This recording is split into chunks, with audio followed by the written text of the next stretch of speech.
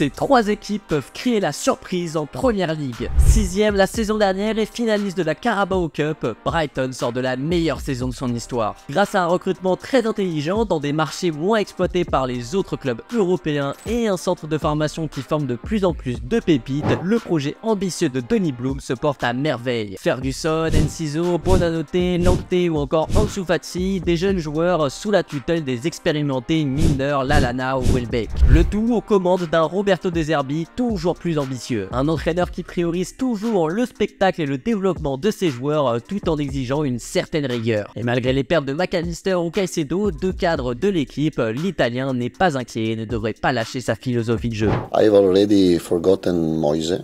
I think the big club can buy players, but they can't buy our soul and our spirit. En tout cas, cette équipe a de grandes chances de flirter avec le top 5 de Première Ligue cette saison, notamment grâce aux tempêtes de Kaoru Mitoma sur le côté gauche. Et d'ailleurs, chez notre partenaire Unibet, la cote sur Brighton qui finit dans le top 4 est à 3,50. Si tu veux tenter ta chance, n'hésite pas à cliquer sur le lien dans la bio. Il y a un bonus de 100 € à l'inscription et même un deuxième bonus de 100 € si tu inscris le code promo COP. Et avant de passer à la suite, si tu veux tout savoir sur ton sport préféré, n'oublie pas de t'abonner à Cop Football. Orphelin d'Harry Kane, Tottenham ne semble pourtant pas trop affecté. Et tout ça grâce à un pari sur le banc, Ange Postecoglou. Débarqué de Glasgow, l'Australo-Grec est en train de révolutionner les Spurs. Connus pour leur style de jeu défensif saupoudré de contre-attaques ces dernières années, les Londoniens jouissent désormais d'un style de possession avec un gros pressing. Sans oublier l'inspiration guardiolaine du fameux latéral intérieur. Une tactique qui consiste à faire revenir les latéraux dans l'axe lors des phases de construction et qui permet de mettre en valeur les ailiers et le meilleur atout de l'équipe,